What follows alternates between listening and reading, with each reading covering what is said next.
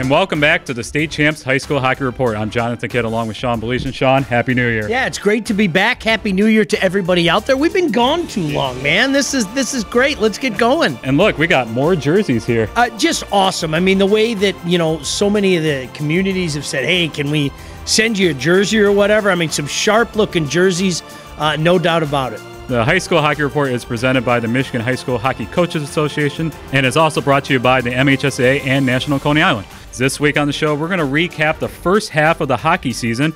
I sit down with Ann Arbor Gabriel Richard head coach Clint Robert in our Coach's Corner segment.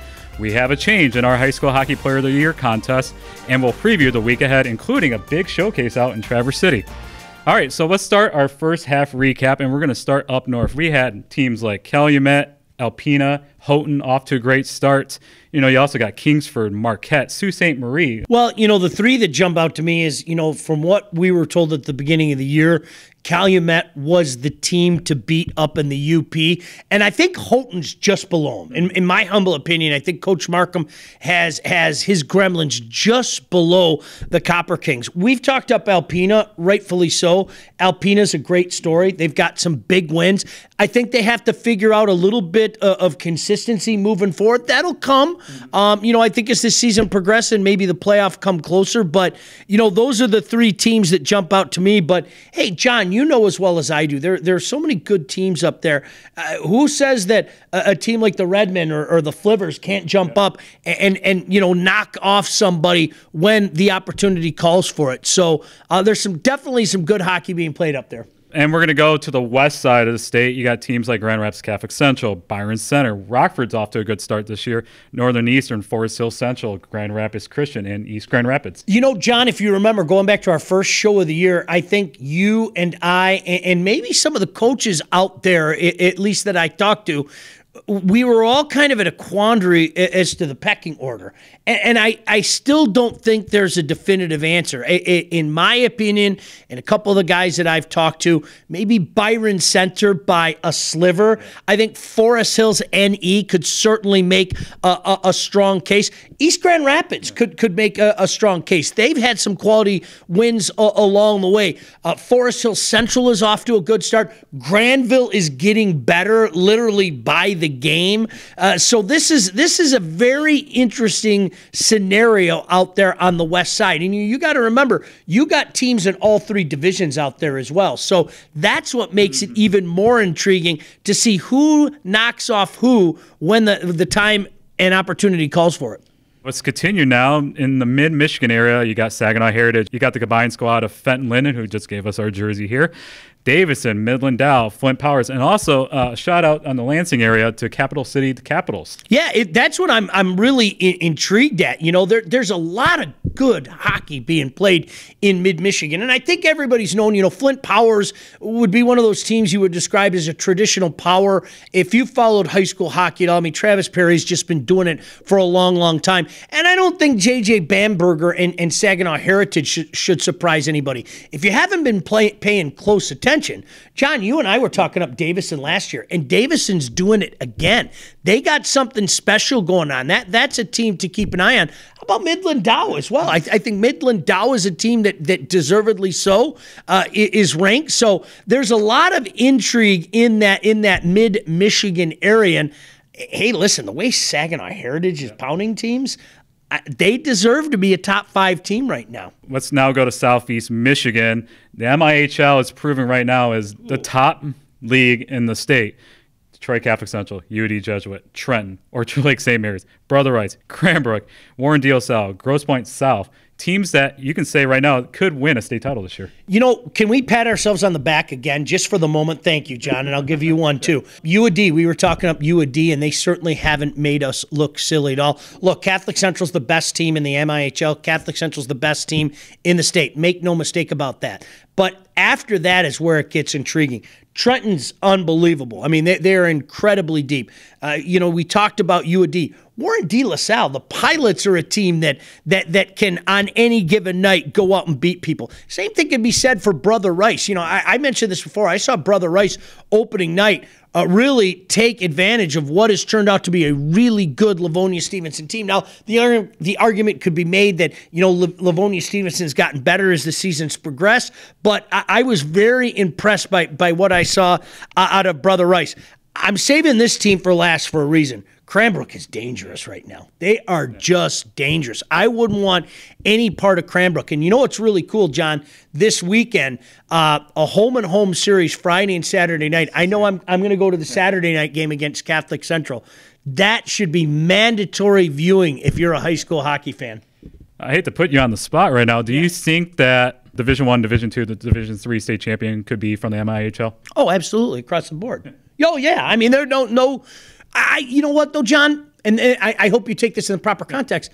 You could make that argument every year. Yeah. But I think this year especially, I mean, when you look at Trenton and Brother Rice in Division II, now don't get me wrong, Heartland's unbelievable. Yeah. They are clear-cut number 2 in the state right now. But you know the way roads go and how things can go. The margin of error is only so small. I think in Division III in particular, when you look at all those teams in Division III right now, boy, oh boy. And John, Division III to me, personally, the last few years, I think it's safe to say a lot of people thought the intrigue came from Division II. While still very intriguing, boy, Division III is where it's at for me this year. Well, a league that might have something to say about that with the MIHL is the KLAA. Another strong year from these teams. You got Salem, Northville, Livonia Stevenson, Plymouth, Canton, Brighton, Heartland. I think it's safe to say right now that Heartland and Livonia Stevenson are the 2 top teams in the league. Yeah, I think they're probably the 2 top teams in Division II right now as we stand as well. Stevenson hasn't lost since that opening night loss against Brother Rice, and they've got a tie against a really good Houghton team mixed in there. But the way they're doing their business right now, and with Heartland, choo-choo, the train keeps rolling. Yeah. What else can you say? I mean, they just keep getting it done. Look out for Brighton. Yep. I know they're off to a slow start. Year in, year out, you have to say it. And I really like what Ryan Ossenmacher's done at Salem. And, in Division I, that's going to be a scenario, when you look at their path, it's going to be difficult. There's no doubt about that. But he has his team ready to play. We're staying in Southeast Michigan. Let's take a look at the teams in the Oakland-Macomb County area. You got Detroit Country Day, the defending Division III state champs. You got teams like Farmington United, Rochester United, Birmingham Unified, Macomb, Dakota, and Troy in that area. Well, you know what's interesting about this? I think Farmington is this close to being in our rankings. I mean, really, they're one of those teams on the cusp. We've had Rochester United in there. Macomb, Dakota made the cut in our latest rankings, and deservedly so. I think they're playing really well. Detroit Country Day, oh my goodness gracious, the sky is falling. They actually lost a couple of games. They're still a really good team. They're still going to have a big say, as we said, in the incredibly intriguing Division III ranks. And again, here's that name again. When you have a goaltender the caliber of Sam Avola, every single game is winnable.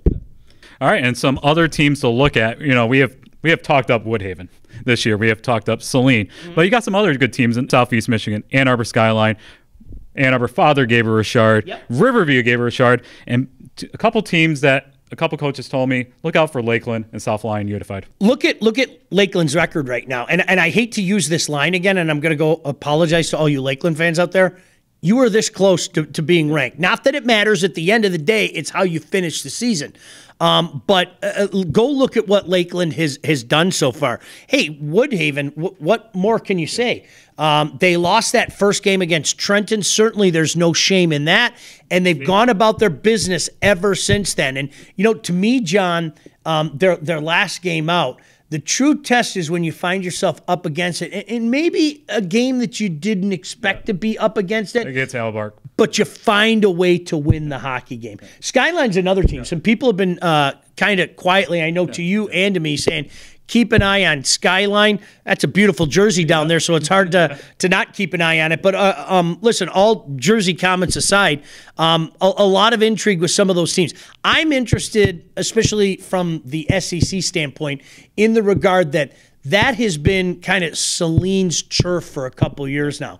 Is somebody ready to step up and put a charge into that good Celine team? All right, so that's a good start to the high school hockey report. Happy New Year.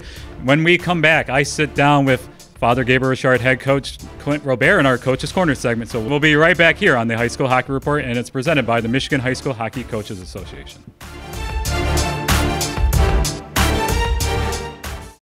National Coney Island is serving up what you love, fast, fresh, and friendly, like our award-winning Coney, Honey, or handcrafted burger.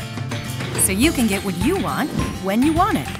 National Coney Island, your craving is calling.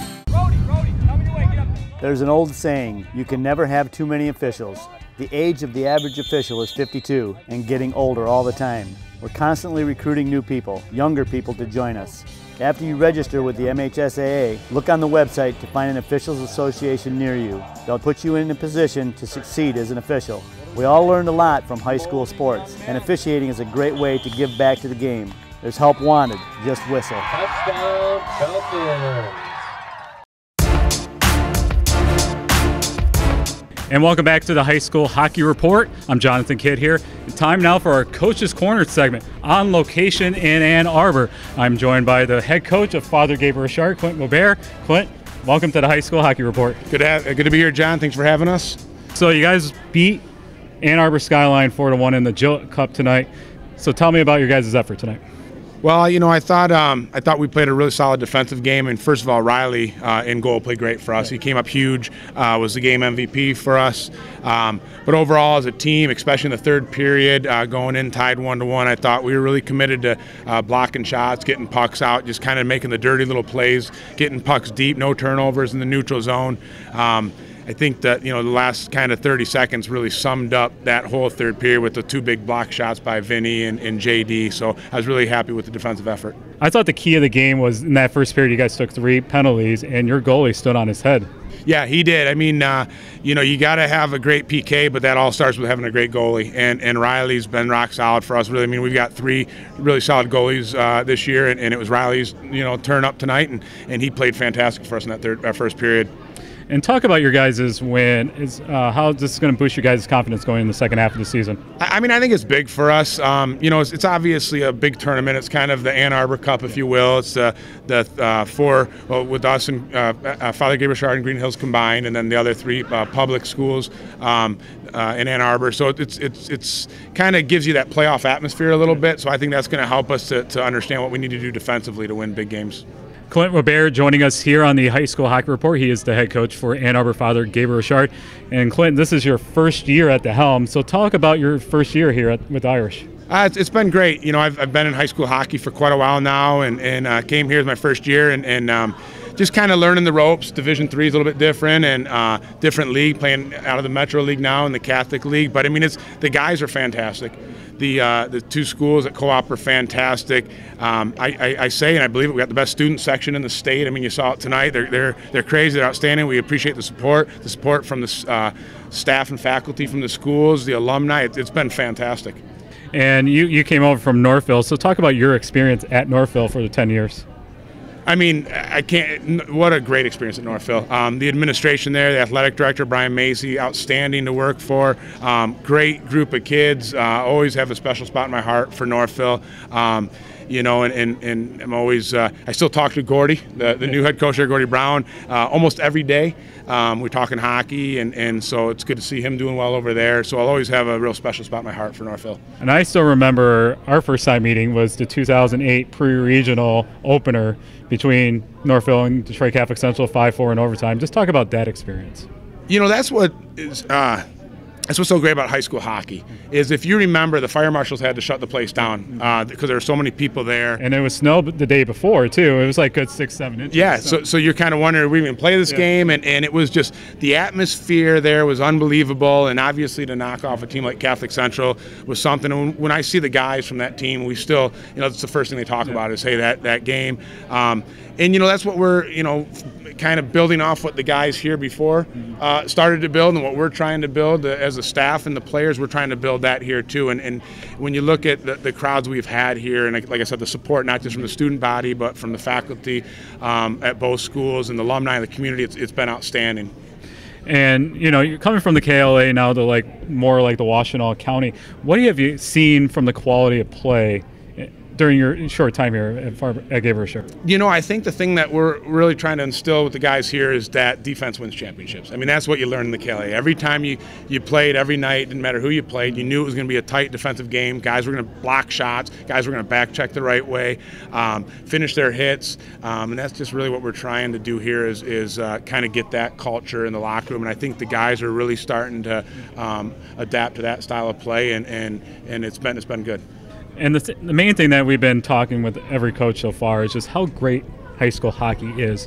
Just talk about how the game has grown over the last 10, 15 years. Well, first of all, you look at the number of guys every year that go from high school to the NA or USHL or Division I college. I mean, it's become a place where you can go and play. You can play for your community, for your school, play in front of your friends, and still you're gonna move on. If you're a guy who's supposed to move on, I told the guys in the locker room after the game, I said, who wouldn't want to play here? Who wouldn't want to play here right now? It's so much fun. Ann Arbor Gabriel Richard with a 4-1 victory over Ann Arbor Skyline. I was joined here by Clint Robert. Thanks for joining us here on the High School Hockey Report. And thanks for everything that you guys do, John. You and Sean and state champs. It's been outstanding for our sport. Thank you very much. I much appreciate it. And we'll be right back here on the High School Hockey Report. National Coney Island is serving up what you love, fast, fresh, and friendly, like our award-winning Coney, Honey, or handcrafted burger. So you can get what you want when you want it. National Coney Island, your craving is calling. I admit it, I love working with money, negotiating, and making big decisions. That's why I'm majoring in finance and economics at Lawrence Tech. What's truly amazing about the education here is the small class sizes that give me easy access to my professors who truly care about my future. They even helped me get a great internship. And I was able to fulfill my lifelong dream of playing college golf. Lawrence Tech, where Blue Devils dare. And welcome back to the High School Hockey Report. I'm Jonathan Kidd along with Sean Beligian. Let's take a look now at our Player of the Year race presented by National Coney Island. We have a change in our top 10. We have put Joey Larson from Heartland on our list. So tell us about Joey. Well, you know what's interesting? He's been scoring like it's his job, which I guess you could say that it is. But you know what's interesting about this, and I know, John, you can attest to this. I have had multiple coaches, and I'm not talking about the guys from Heartland. I'm talking about multiple coaches, opposition coaches, reach out to me. I know you can say the same and say, this kid has got to be on the list. So it's a tough decision whenever we make a change. But as we say all the time, and we've proven it every single year we've done this list is fluid. The way it even looks today could change in a couple weeks. Yeah, it might change in a couple weeks. But to me, it was a no-brainer. I mean, he is the leader of the number 2 team in the state. He's putting up silly good numbers. You have media members. You have coaches talking about him. Absolutely, positively, we put him on this list. No disrespect to a fine player in Jake Onstedt. You know, this is a kid that he's a junior, and certainly he has a chance to jump back on this list not only this year but next year as well. But we couldn't keep Larson off this list. Over the break, I was looking over the stats, and the rest of our top 10 have great seasons so far. Yeah, it really is unbelievable. I mean, you know, Zach Robinson is otherworldly right now with some of his numbers. But I think a lot of times what you have to do is you have to look at some of these numbers and take into consideration caliber opponent as well. You know, Flint Powers is a team that they've just gone like this, and we talked about it earlier. Success isn't new to Flint Powers or to Travis Perry, but they were down a little bit. I think they'd be the first ones to admit it last year, and they bounced right back up, and Luke Evo's a big part of that. John, I'm telling you, point blank, I had an anonymous coach tell me, and I'm never going to give up my sources, but I had an anonymous coach tell me he is the best forward in the state. Now that is a big statement when you talk about the caliber of players in the state of Michigan right now. All right, and remember, you can cast your vote at statechampsnetwork.com. The leading vote getter automatically gets into the Final Four at the end of the season. Let's talk now the week ahead here on the High School Hockey Report. It's the big North-South showcase up in Traverse City this weekend. Over 20 schools are going to be competing in this showcase. I think it's outstanding. And you know, one of the true gentlemen and certainly legends of high school hockey is a big part of that at Traverse City Central. Coach Chris Givens and, of course, his son Cam, part of the staff at Alpena. We want to get Cam on actually in the next couple of weeks. I think this is a great tournament. And, you know, John, without going through this game by game, you take a look at some of the teams in there. Alpena intrigues, Grand Rapids Christian intrigues. You know, we already touched on Davison. Rochester United was a team that was ranked. Midland Dow is ranked. Woodhaven. I had no choice. I had to put Woodhaven in my top 10. Seriously. Livonia Stevenson is a top 10 team. So an improving Granville team. Flint Powers. So this is an outstanding tournament, and I'll tell you what, you know, when you talk about beautiful spots, if I may, around the great state of Michigan, I think Traverse City is up there, and this has, you know, become a yearly tradition, and it's great that so many teams go up there, and you get the caliber of hockey that you're going to get. And lastly, we have some other top games in the week, too, down in our neck of the woods. UD Jesuit at Heartland. Is that monster? I mean, to me, that's almost as good as it gets. You'd be hard pressed to find a better game this weekend. Although I think Catholic Central Cranbrook might argue about that. But John, you know, in my mind, my humble opinion, two top 5 teams going at one another. One making the claim as the number 1 team in Division II. The other making the claim as the number 1 team in Division III. That should be a good one. This is what I like about high school hockey. Teams will go out of the way to play the top competitions. Yep. Not like in high school football. We don't want to schedule this team because, you know, we might see this team in the playoffs. They don't care in high school hockey. They don't care if it's a Division III team against a Division II school or they're in the same division. They want to play each other during the season. Well, and that's the thing that, you know, I think maybe people don't understand. I remember having this conversation with our old pal Tom Markowski a few years ago. I think that people in the other sports don't understand in hockey. It doesn't matter if you're Division I or Division III. It is not a shock to anybody to see Division III team beat Division I, Division II, in every which way you can. I mean, and I think maybe that's the difference between hockey and some of the other sports. And staying with Heartland, the next night they play Salem at Salem. Boy, what a tough stretch that is for Coach Gadwa and Heartland. But they've been up to the task in every single game this year in state. It's going to be hard to bet against them. On Saturday afternoon, you got Grosse Pointe South taking on Detroit Country Day, a battle of Division IIIs. Yeah, and you know, I'm intrigued at Grosse Pointe South. They've done a little of this and a little of that, and I think that the water's going to find a higher level.